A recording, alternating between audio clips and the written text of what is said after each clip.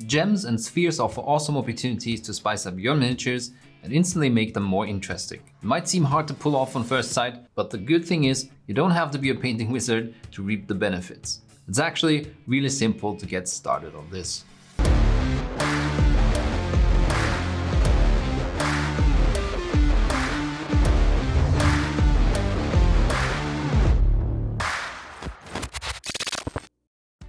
Finally back to the 3 minutes videos.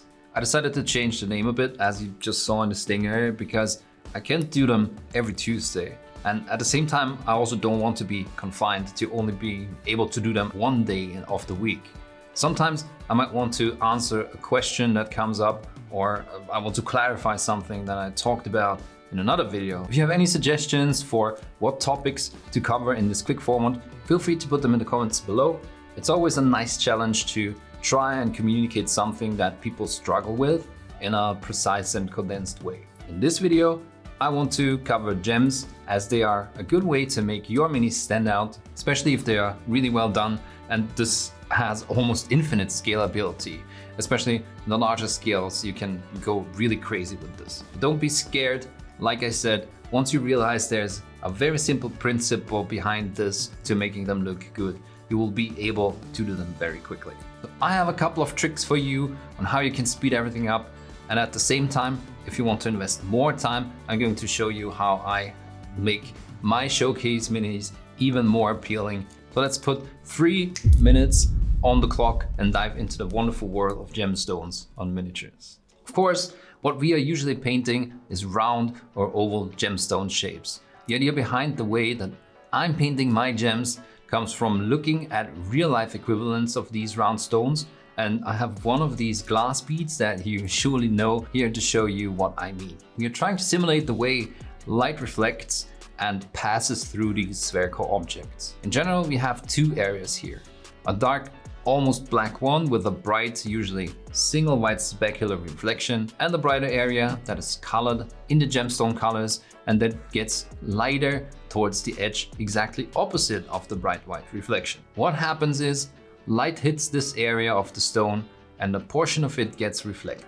And that area is usually given by where you want to place your general light source.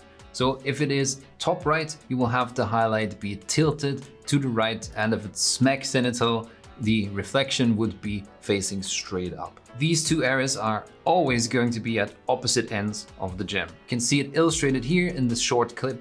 You can see how, as the position of the gem relative to the light source changes, so do the reflections, but they always stay on opposite ends. If you want to dive deeper into the physics of this, read up on reflection and refraction, but basically the white dot at the top is reflected light and the colored part is light being refracted within the stone before it leaves it again. I'm sure someone will know exactly how this works, and let us know in the comment section. Actually, so what I usually do when painting is I define where my general light source is. In generic paint jobs, I do the usual top right direction. Then, once I have decided on a color for the gemstone, I place the colored part on the exact opposite side.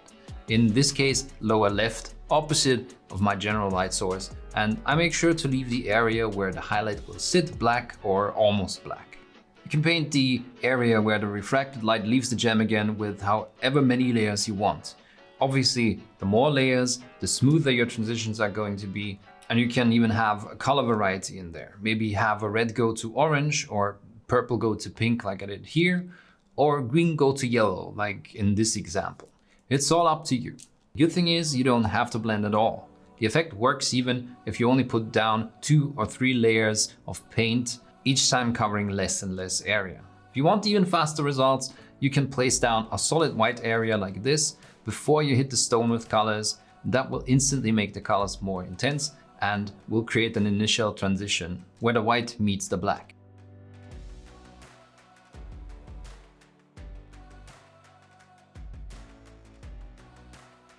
The only thing left to do is to add the white dots on the opposite end where some portion of the light would be reflected completely.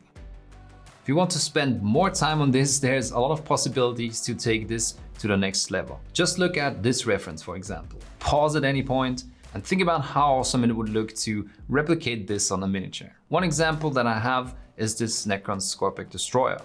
The globes are a lot bigger than usual gemstones, so we have a lot more room to work with. And I knew I wanted to aim for a 3-dimensional effect. I wanted to make the spheres look like they have depth to them. So I focused the refracted green light low, but more in the center, and then added a second portion of light on the rim of the sphere before I placed the white specular highlight on top.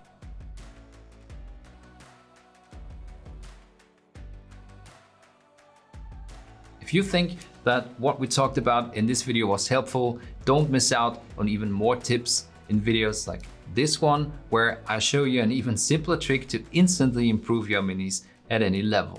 Or watch this video if neckrons like the one I painted in this video are your jam. Thanks for watching, keep pushing that pigment, bye!